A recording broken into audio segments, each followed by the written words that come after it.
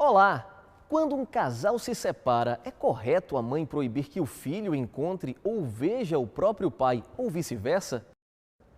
O que motiva pais separados a utilizarem seus filhos como manobra de vingança, de agressão? Quais impactos psicológicos, morais e estruturais que sofre uma criança quando é vítima de alienação parental? Essas e outras respostas você vai saber agora no seu programa Justiça em Foco, uma produção do Tribunal de Justiça do Estado da Bahia.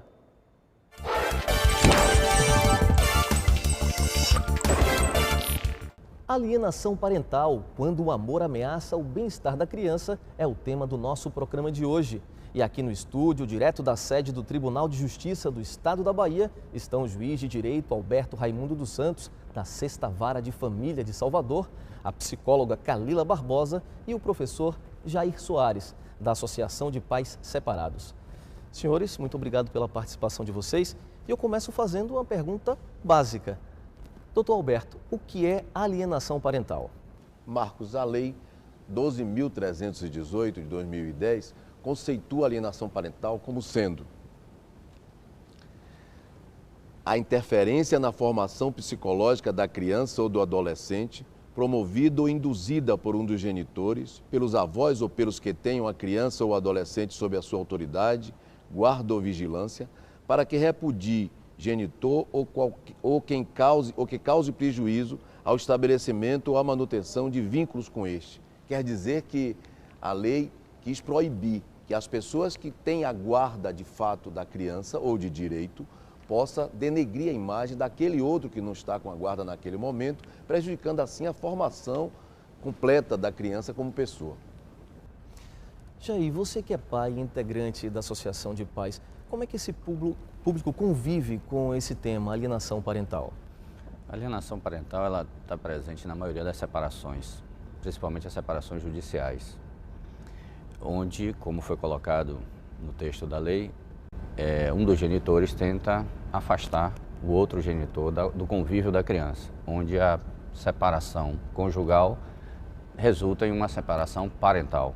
A distância entre o genitor não guardião é estabelecida por parte daquele que detém a guarda da criança.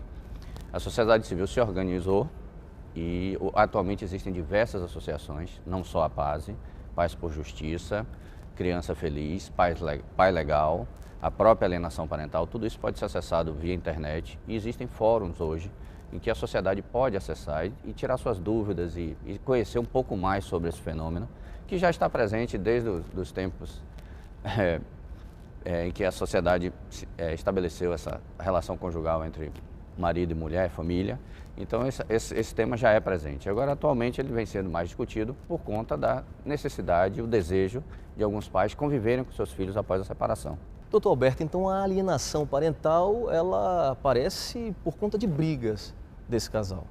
É assim, geralmente quando duas pessoas que têm uma relação afetiva resolvem desfazer essa relação e tem um filho dessa relação, pode ser até adotado, essa separação faz com que as pessoas disputem entre si o carinho, o afeto dessa criança.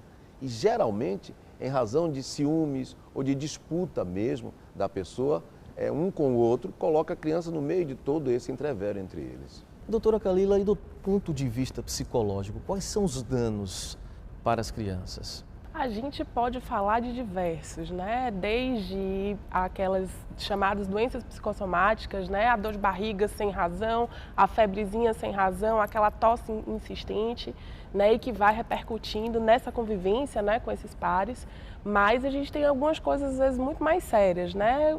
Dificuldade de relacionamento, agressividade, possibilidade, inclusive, de evolução para uso e abuso de álcool, de droga. E até a gente pode falar em suicídio. E, inclusive, suicídio na infância, na adolescência e na vida adulta. Então, assim, as repercussões são de diferentes níveis e em diferentes fases de desenvolvimento. E qual o tratamento? Em verdade, o tratamento, ele é, assim, não que seja exclusivamente o caminho à psicoterapia, né, o percurso psicoterapêutico, mas é uma boa forma de intervenção, né? a gente vê, em verdade, o movimento da alienação parental, muitas vezes, às vezes até dentro do casamento mesmo. E assim, esse movimento de fortalecimento da criança, do adolescente, é sempre importante para que a gente possa fazer essa separação entre o casal conjugal e o casal parental.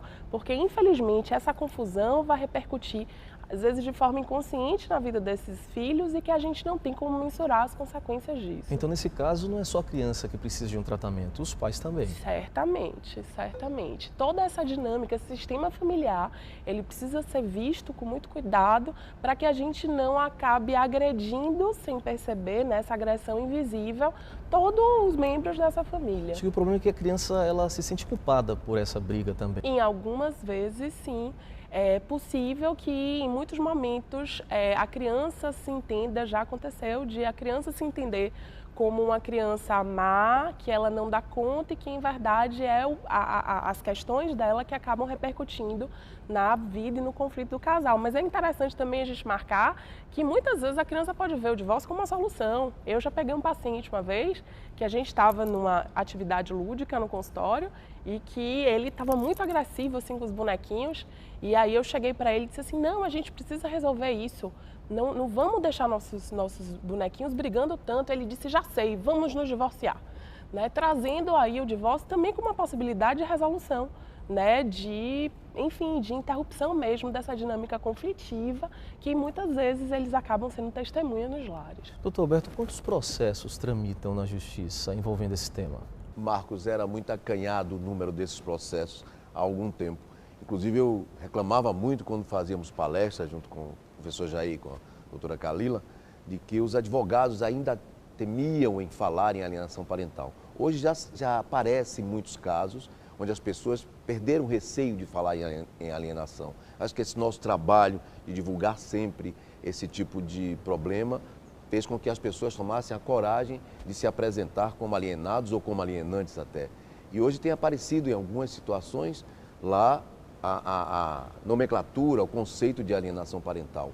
Numa média entre os processos de guarda, numa média de 2 a 3% ainda dos processos que envolvem a guarda de criança. Que é o seguinte, Jair, eu queria saber de você se esses casos, eles acontecem em qualquer nível social, em qualquer nível de escolaridade. Existe um grupo específico onde acontece a alienação parental? Olha, a alienação parental, ela de fato não existe distinção de classe social. Ela acontece em qualquer nível. Mas o que se percebe é que a disputa pela criança na justiça, normalmente isso, eu acho que o doutor Alberto pode até falar melhor, ocorre nos níveis de rendas mais elevados, porque é difícil para um pai que é afastado de seu filho, porque normalmente, como 90% das guardas ficam com as mães, então a alienação parental não é um fenômeno que ocorre apenas com mulher, que isso fique claro, homens também alienam. Mas como 90% das guardas, em média, ficam com as mães são as principais alienadoras. Então, quando um pai tenta reaver a convivência com seu filho, porque sabe-se que a partir do momento que existe uma separação conjugal, o pai passa de pai a visitante, ele é condenado a visitante quinzenal. Então, para que ele reverta essa situação, ele precisa, primeiro, de contratar um advogado, é difícil fazer isso via Defensoria Pública, depois precisa insistir bastante para conseguir provar que ele tem condição de ficar com seu filho mais um dia na semana. Então, eu acredito que a alienação parental está presente em todas as camadas sociais, entretanto, ela só deve aparecer nos processos judiciais nas classes mais abastadas, exatamente pelo custo que envolve uma lide, uma disputa judicial na tentativa de ampliar o regime de convivência com seus filhos. E não só por isso, porque geralmente as alienações vêm em decorrência da disputa da guarda. E a disputa da guarda também traz um problema que às vezes as pessoas querem fugir, o pai negligencia no pagamento da pensão alimentícia e a mulher, para se vingar, começa a utilizar o filho como instrumento de vingança porque não está recebendo a pensão. E isso só acontece pensões que motivam a isso, que interessam a isso, que despertam isso nas classes melhores, onde as pessoas têm uma pensão robusta, poupuda e que possa motivar essa ira da mulher em não estar recebendo aquela pensão. Você está assistindo Justiça em Foco. Nós vamos dar uma pausa rápida e voltamos já.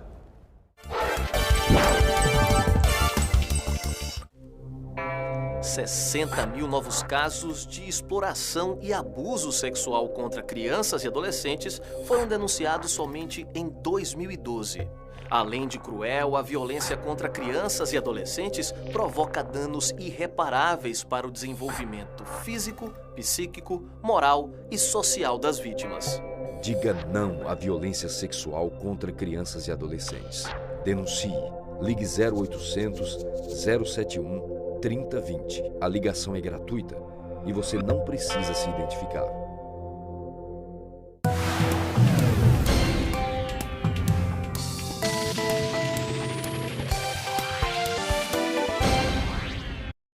A Lei Maria da Penha completou 6 anos, mas mesmo assim, uma mulher é agredida a cada 5 minutos no Brasil. Por ano, mais de 4.000 são assassinadas. A cada 3 atendimentos de violência notificados no SUS, 2 são de mulheres. É preciso dar um basta. Com compromisso e atitude, juntos podemos mudar essa história. Violência contra a mulher. Você pode combater a impunidade. Ligue 180. Estamos de volta hoje com o tema alienação parental, quando o amor ameaça o bem-estar da criança. Aqui no nosso estúdio, direto da sede do Tribunal de Justiça do Estado da Bahia, estão o juiz de direito Alberto Santos, a psicóloga Kalila Barbosa e o professor Jair Soares. Nós fomos conhecer de perto a situação de crianças que estão como vítimas de alienação parental. Atualmente, só no Serviço de Apoio e Orientação da Família do Tribunal de Justiça do Estado da Bahia, 46 crianças com idade abaixo de 10 anos estão em atendimento por diagnóstico de alienação parental. Vamos acompanhar a matéria.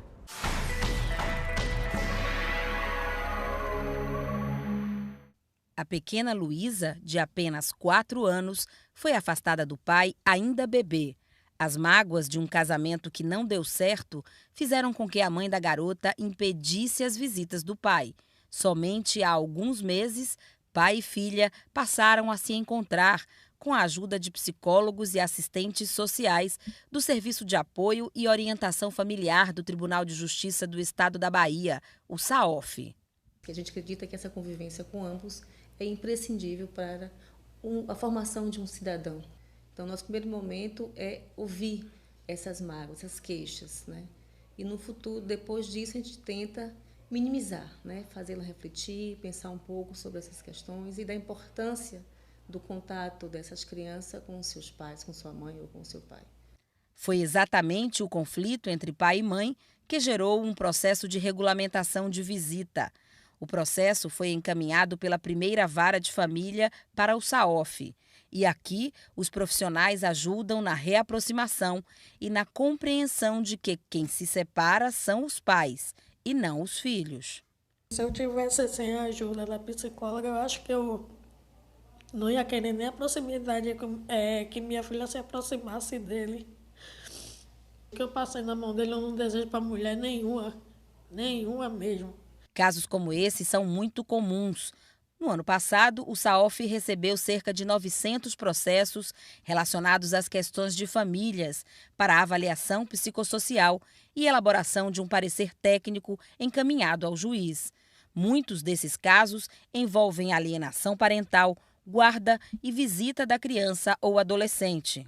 O que a gente busca aqui é atender à determinação judicial, mas fazer com que essas famílias pensem, que elas reflitam, que o dia a dia dela, que a vida delas está ligada diretamente às suas condutas diante dos fatos que acontecem na sua vida. Na maioria das vezes, o casal não consegue perceber o quanto pode prejudicar a criança e é preciso a intervenção de um parente próximo. As crianças têm que conviver com os pais, né? Mesmo do jeito que não vivam junto, mas tem que ter um diálogo, tem que uma comunicação, tudo isso. Sem querer mostrar o rosto, o pai revelou estar feliz com a conquista. Daqui para frente eu quero estar sempre junto, sempre perto de minha filha e poder fazer por ela o que for possível. Dificilmente uma família sai daqui da maneira que entrou. que o negócio dela agora é entre pai e filha, não é entre eu e ele mais. Eu mais quero é a felicidade dela. Doutora Kalila, como nós vimos aí agora na matéria, o acompanhamento psicológico é fundamental para a saúde e o bem-estar dessas crianças, né?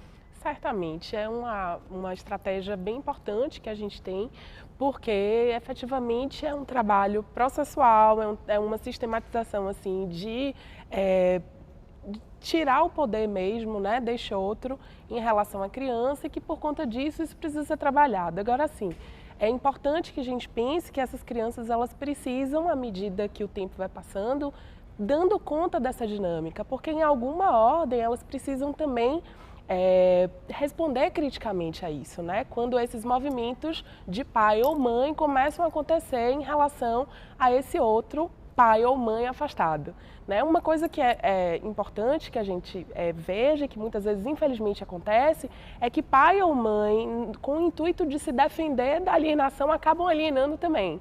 Então, assim, a criança acaba sendo ali um alvo duplo.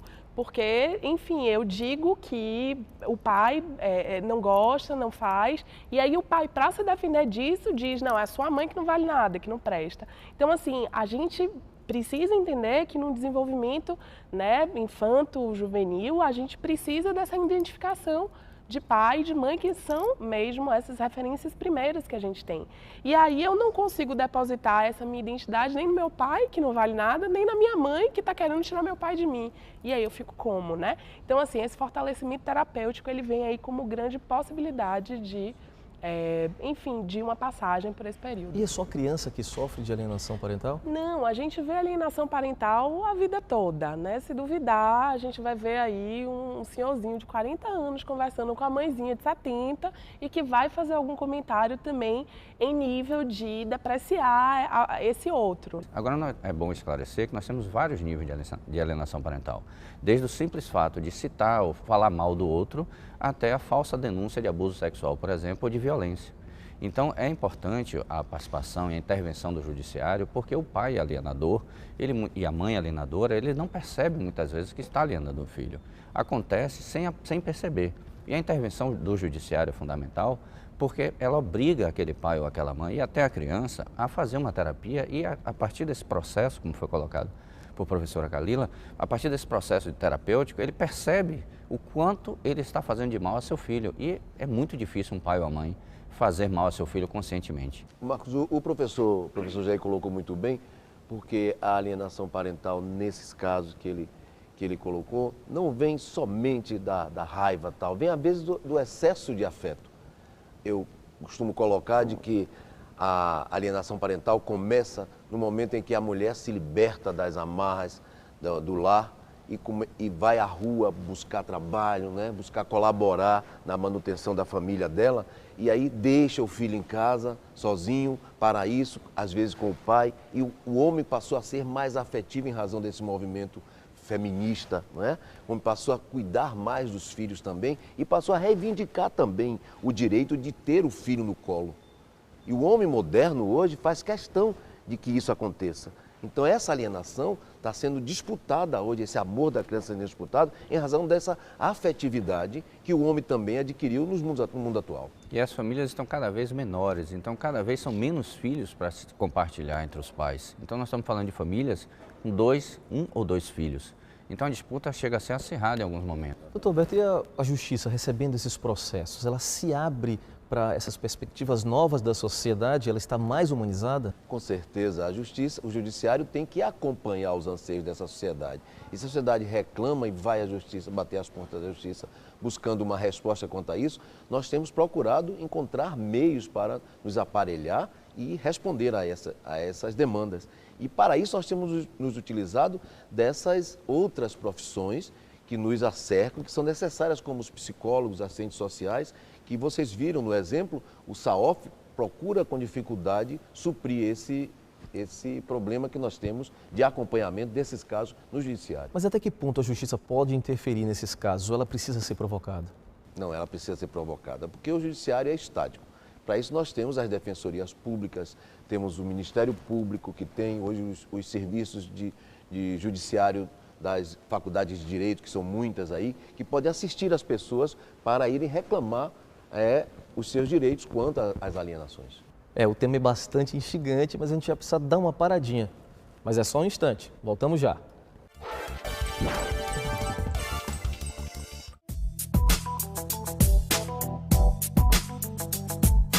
Esse é meu pai. É direito de toda criança ou adolescente ter a paternidade constando em seu registro de nascimento. Mãe, pai, agora o reconhecimento de paternidade ficou mais simples. Procurem o cartório de registro civil mais perto de vocês ou um posto do Balcão de Justiça e Cidadania e participem do programa Pai Presente do Tribunal de Justiça do Estado da Bahia. Pai Presente, o reconhecimento que todo filho espera.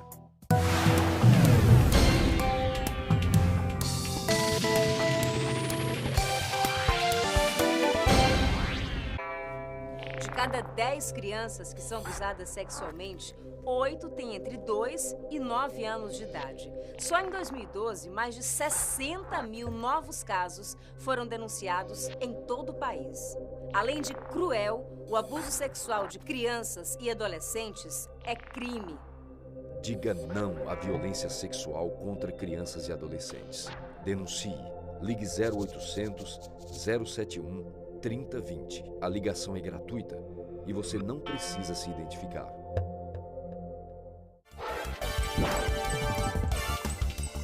O Justiça em Foco está de volta e hoje discute o tema alienação parental, quando o amor ameaça o bem-estar da criança. Danos irreversíveis, tanto do ponto de vista psicológico quanto moral, é o resultado do que a alienação parental pode causar a uma criança. E na separação conjugal, muitos pais passam a praticar esse dano para os filhos, sem se darem conta do mal que estão promovendo às crianças. Então, lhe pergunto, doutor Alberto, existe punição para o pai ou para a mãe que comete alienação parental? Existe sim, Marcos. A lei previu para o alienador, para a pessoa que tanto pode ser o pai, como pode ser a mãe, como pode ser o avô ou a avó, que pratique a alienação, previu a perda da guarda, a perda da companhia dessa criança, a suspensão do poder familiar, a imposição de multa e outras punições que podem restringir o acesso dessa pessoa a essa criança.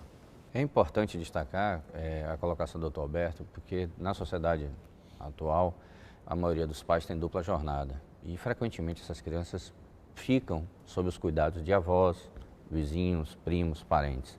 E muitas vezes o alienador não é o pai ou a mãe, e sim um avô, uma avó.